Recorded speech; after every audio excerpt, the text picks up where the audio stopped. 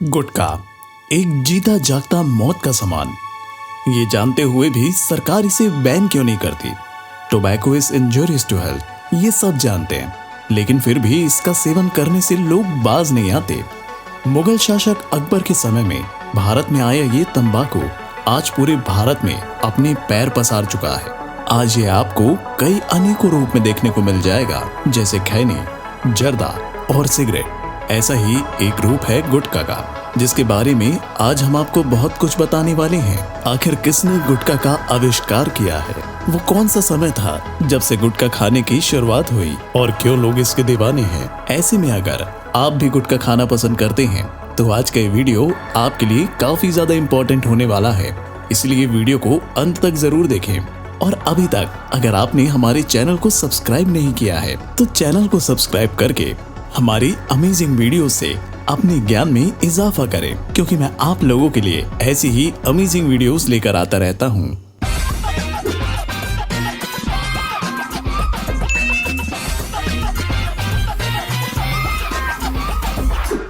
गुटखा, जिसे सुपारी, पैराफिन मोम, तंबाकू, बुझा हुआ चूना और कत्था को कुचलकर तैयार किया जाता है। गली की हर छोटी से छोटी दुकान पर अलग अलग स्वाद और रंग बिरंगे पाउचों में ये आसानी से देखने को मिल जाएगा। शौक के रूप में खाने वाले लोगों को कब इसकी लत लग जाती है उन्हें पता भी नहीं चलता।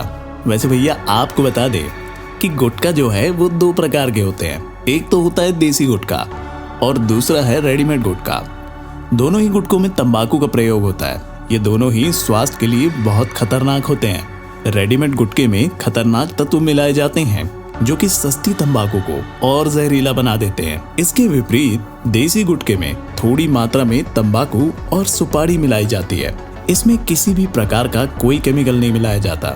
लेकिन इसका मतलब ये नहीं है कि देसी गुटखा फायदेमंद है। स्वास्थ्य की दृष्टि से देखा जाए तो दोनों ही गुटखे व्यक्ति के लिए काफी हानिकारक होते हैं। नियमित गुटखा खाने वाला व्यक्ति गुटखा न मिलने पर बेचैन हो जाता है। उसे सर दर्द, उलझन और चिड़चिड़ेपन की शिकायत होने लगती है। वो व्यक्ति ऐसी बीमारियों की गिरफ्त में चला जाता है जो कि उसकी जान लेकर ही छोड़ता है। अगर आंकड़ों की बात कही जाए तो दुनिया भर में हर साल 70 लाख लोग और सिर्फ हमारे भारत में ही दिन में करीब 2740 लोग तंबाकू, गुटखा, पान मसाले व अन्य धूम्रपान उत्पादों के कारण कैंसर व अन्य बीमारियों से दम तोड़ रहे हैं। भारत में वैश्विक स्तर पर मुंह का कैंसर का खतरा भी सबसे अधिक है। केवल एक साल में 75 से 80 हजार कैंसर के नए मरीजों को पता चलता है। माउथ कैंसर के 86% मरीज तो भारत में ही पाए जाते हैं। माउथ कैंसर के 90% मामले चबाने वाली तंबाकू के कारण ही होते हैं।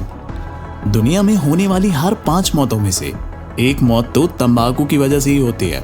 हर 8 सेकंड में होने वाली एक मौत तंबाकू और तंबाकू जनित उत्पादों के सेवन से होती है। एक रिसर्च के मुताबिक साल 2030 तक तंबाकू उत्पादों के इस्तेमाल के कारण होने वाली मौतों का आंकड़ा सालाना 1 करोड़ तक पहुंच जाएगा। लेकिन दोस्तों, यहाँ हैरानी की बात तो ये है कि ये सब जानते हुए भी इंसान इसे धड़ल्ले से सेवन कर रहा है।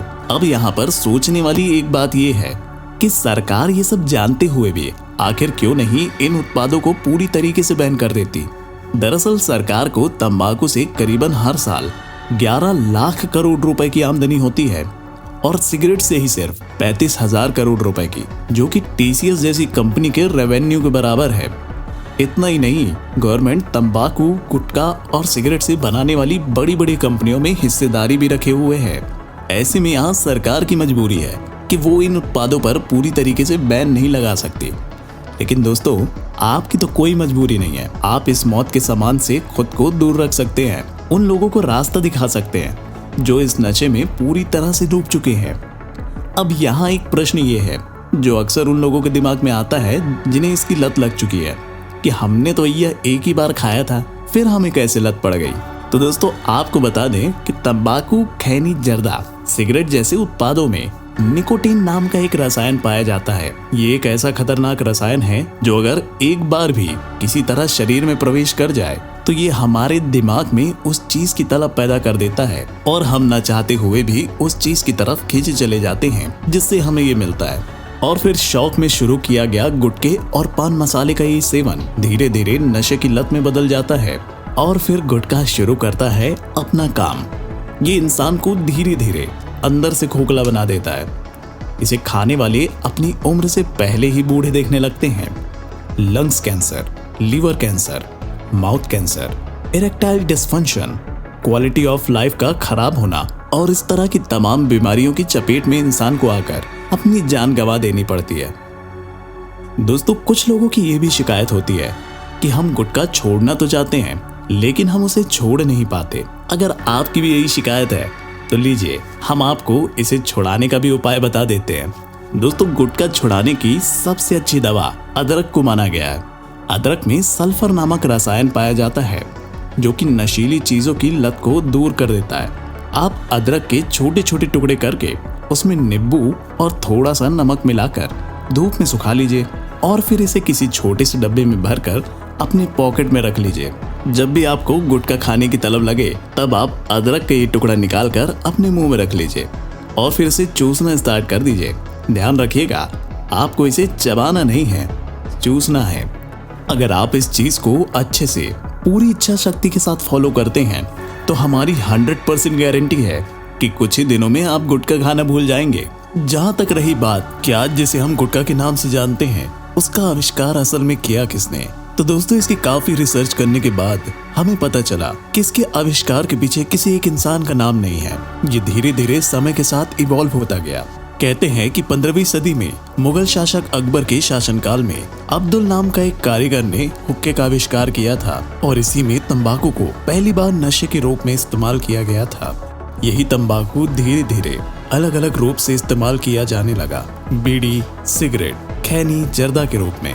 और आज के इंडस्ट्रियल एज में इसे थोड़ा सा और मॉडर्नाइज करके इसमें कुछ फ्लेवर मिला के और कुछ अन्य पदार्थ मिला के रेडीमेड पैकेज गुटखा का रूप दिया गया, जिसे आज इंडिया में अलग अलग कंपनियां अपने अपने सिग्नेचर फ्लेवर के साथ बेचती हैं। कोई कहता है इसमें है केसर कदम, तो कोई दिखाता है कि इसे साइंटिस्ट बना रहे हैं। गुटखे का प्रचार कभी भी खुलकर नहीं किया गया, हमेशा इसे पान मसाला कहकर टीवी कमर्शियल्स और न्यूज़पेपर्स में प्रदर्शित किया गया है। ठीक उसी तरह जिस तरह शराब का एडवर्टाइजमेंट इस कंपनी की म्यूजिक कैसेट के नाम पे किया जाता है।